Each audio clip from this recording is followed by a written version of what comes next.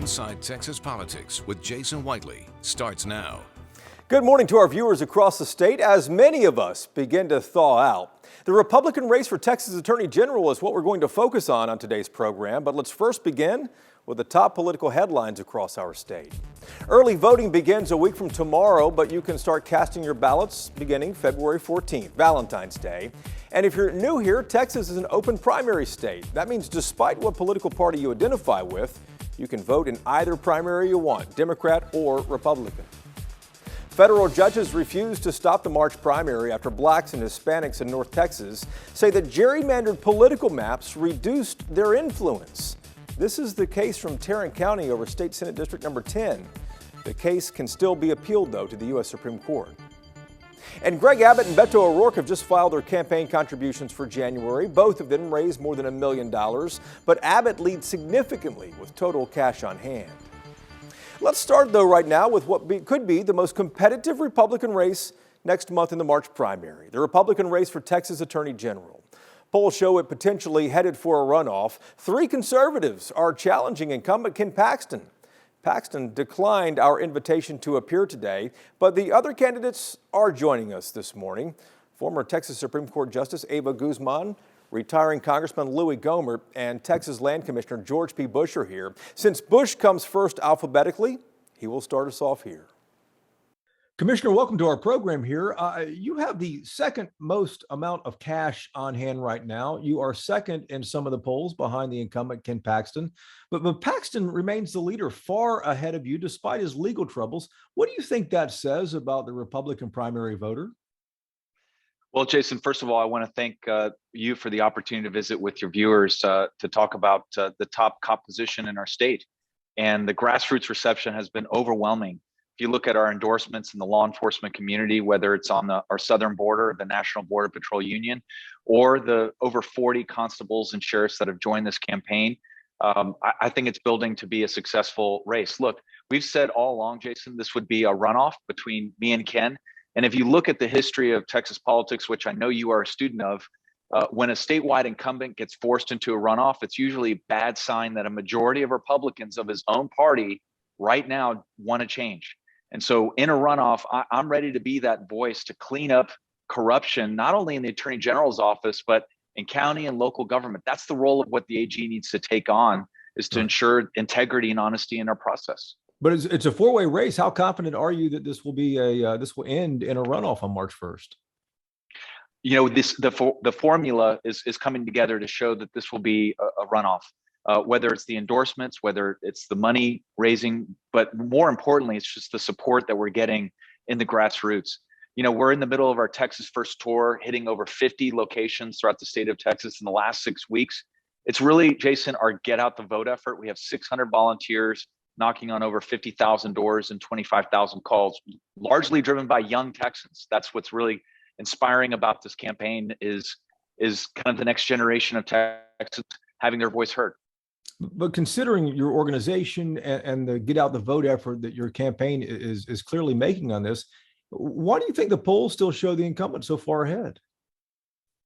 Well, we like the trajectory that we're on. Earlier on, you know, whether it's Dallas Morning News or other polling sources out there, they show that we are gaining ground. And they also show, Jason, that only 1 of 5 Republicans know that their top attorney is facing 3 felony counts and is under FBI investigation. So my message is very simple. You need to fire him because he's under a cloud of suspicion, but you need to hire me because I bring specific ideas on securing border, backing law enforcement, and restoring integrity to the top cop position.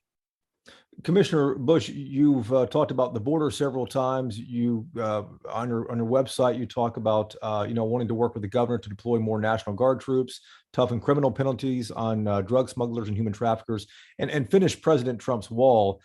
None of that, though, is the responsibility of the Attorney General. Well, as land commissioner, I made it early on in my process in the Biden administration to start building the Texas wall. And so that's why I worked with the Texas legislature. And I'm proud to report, Jason, that we'll finish on state acreage about 8 miles of wall in a highly trafficked area where 200 migrants come across. As Attorney General, I think you can use the platform to advocate in the halls of power in our legislature to enhance criminal sentencing for human traffickers and drug smugglers. We are not getting serious enough about this problem when we see that fentanyl now is the cause of one of the largest sources of death in our nation, with over 100,000 overdoses of a toxic cocktail. But as AG specifically, I'm the only candidate in this race to propose a mobile prosecution unit to deploy all available legal resources, whether they're lawyers, paralegals, to work with ranchers and farmers, to start arresting under state criminal trespassing laws, because our county jails, our DAs, and our sheriffs in border areas of Texas are totally overwhelmed. I want to ask you about your opponents here, since this is a really highly watched race, and there are four candidates in the race here too. Ken Paxton is going after Louis Gohmert with negative attack ads. Eva Guzman, the former Supreme Court justice, is attacking you, telling us in an interview, among other things, questioning your experience and your judgment, and saying you haven't been in a courtroom for decades. Would you like to respond to that? Sure. I've not only been a private attorney, but also an attorney as land commissioner. I brought suits on behalf of the state of Texas and the school children, which are my beneficiary, and really the taxpayers' beneficiary, whether it's defending the banks of the Red River or taking on radical environmentalist plaintiffs' attorneys under the Endangered Species Act. So a lot of people talk about suing the federal government, but I actually have as land commissioner. I've defended the oil and gas industry, and I've actually won in the courtroom. Gotcha. Commissioner Bush, we appreciate the time. Good luck to you, sir. Great to be with you. Coming up next here, Louis Gohmert takes our questions on the attack ads against him, and Eva Guzman, she slams George P. Bush. Inside Texas Politics, back in a moment. Welcome back to Inside Texas Politics. Let's resume now with the Republican race for Texas Attorney General. The incumbent Ken Paxton is on the attack, I think, against Louis Gohmert, and Gohmert told us there's only one reason for that.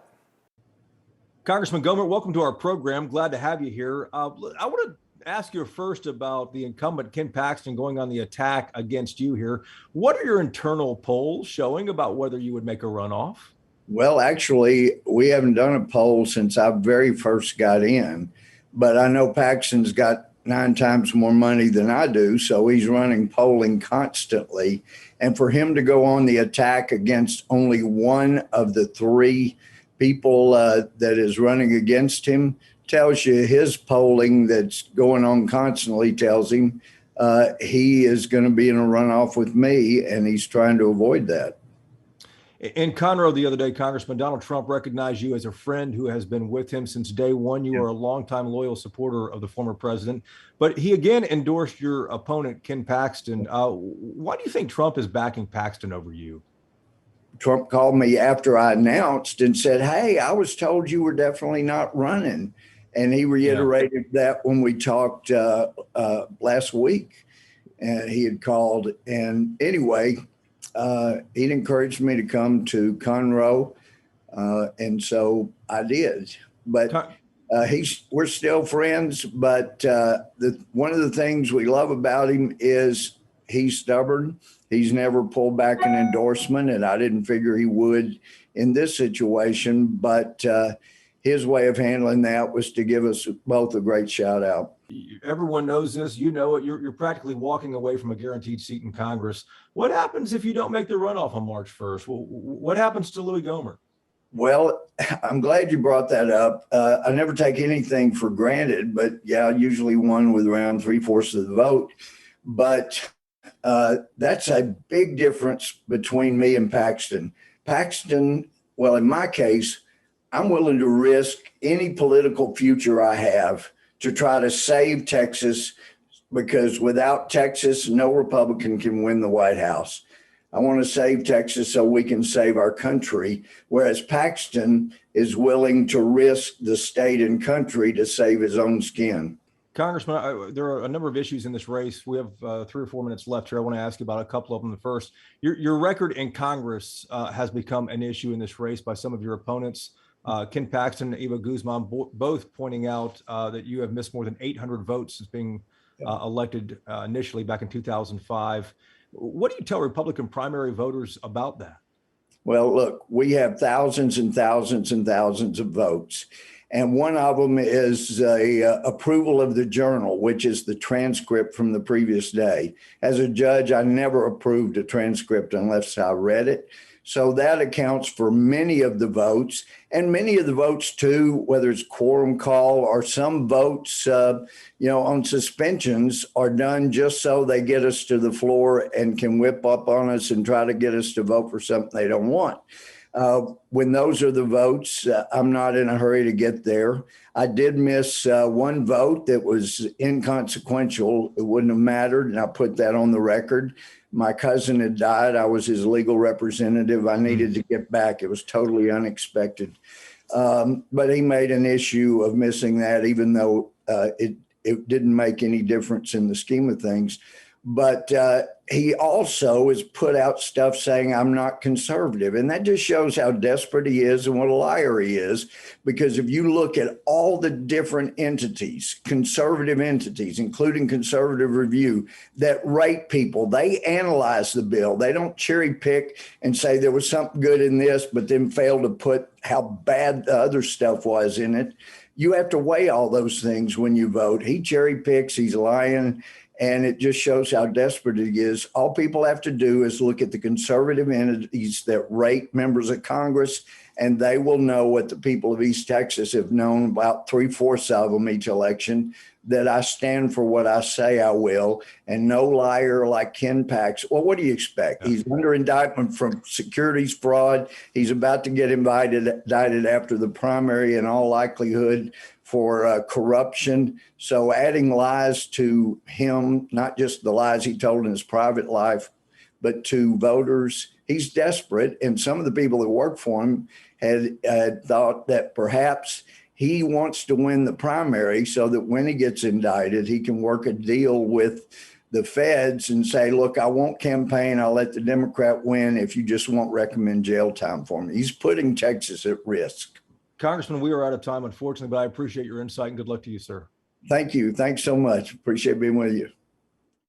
Finally, this morning, the former Texas Supreme Court Justice Eva Guzman. She is positioning herself different from the other three candidates in the race, and she explains why from her home in Houston.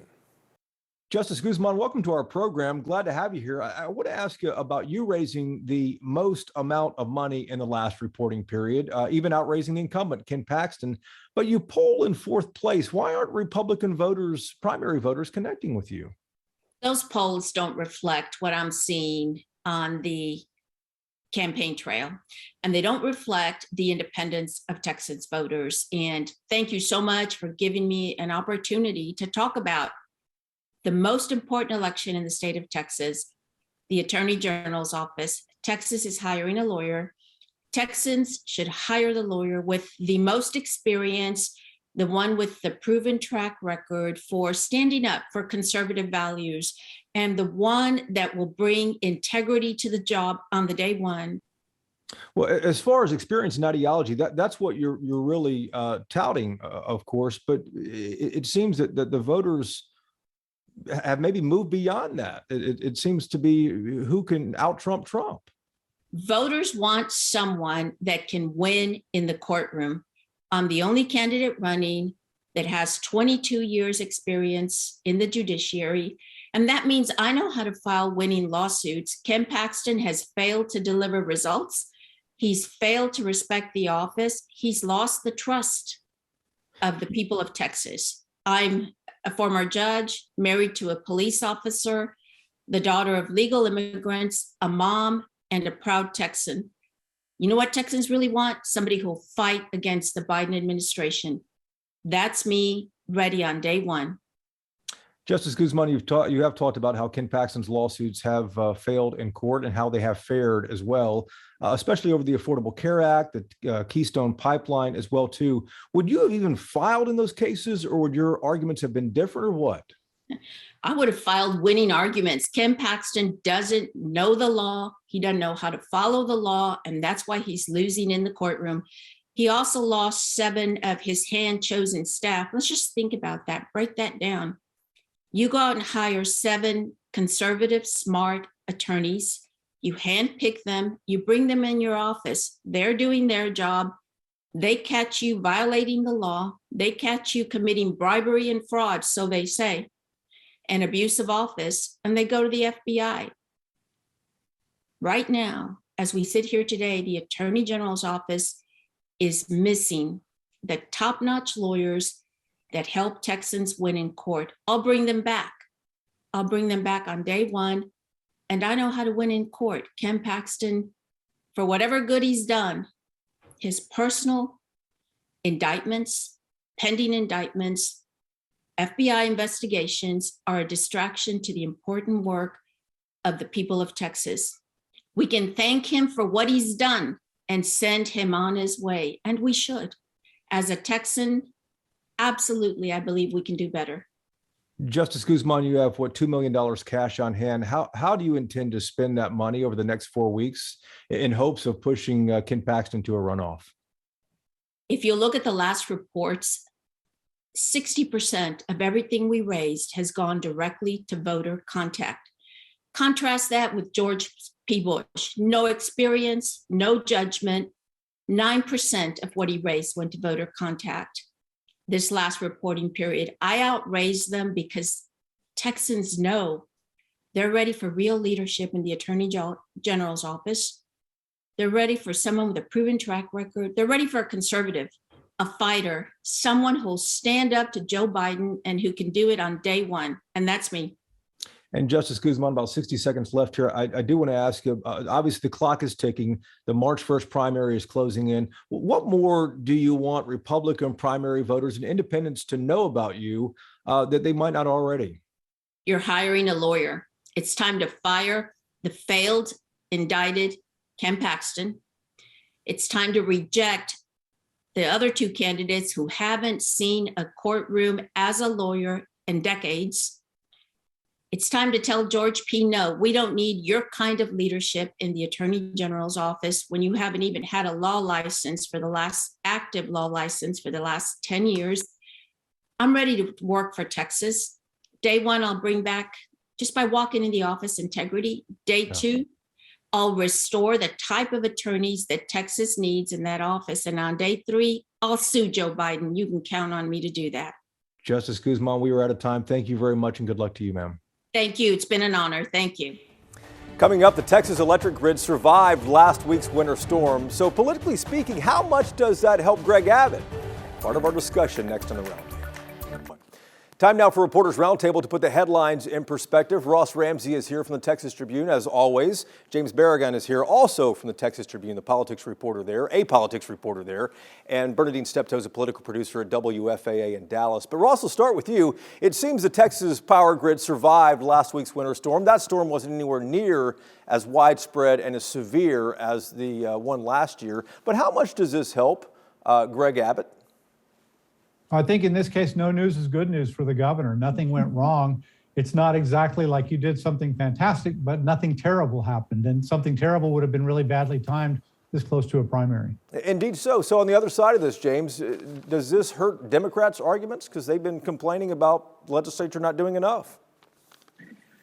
Yeah, certainly you never want to be pulling for something bad like this to happen, but I think it does make things a little bit more complicated for Democrats. And you would expect them to have prepared for when this eventually didn't happen, and you want them to move on to other topics. And the challenge will be for them, how resonant are those topics going to be with the electorate? Yeah, and Beto's going to be in Dallas on Monday. He's continuing his statewide tour, Bernadine. How does he address this? How do you even talk about this since everything turned out fine?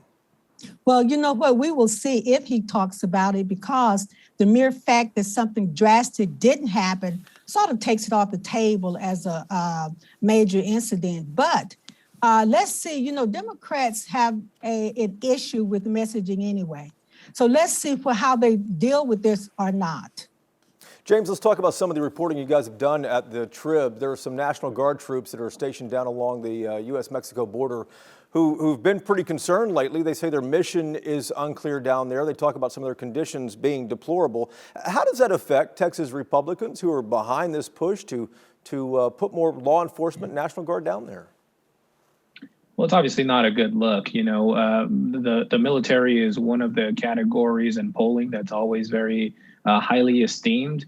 And for a Republican governor like Governor Abbott and Republican leaders, it's not great to have this criticism coming directly from soldiers. It's also not great because the criticism is really coming from all sides of the political aisle. You do have Beto O'Rourke really harping on this issue, but similarly, you have Republican candidates for governor like Don Huffines and Allen West also piling on. So it has become a little bit of a political issue for Governor Abbott. And it is an election year, Bernadine. What do you think this means as this plays out over the next few months?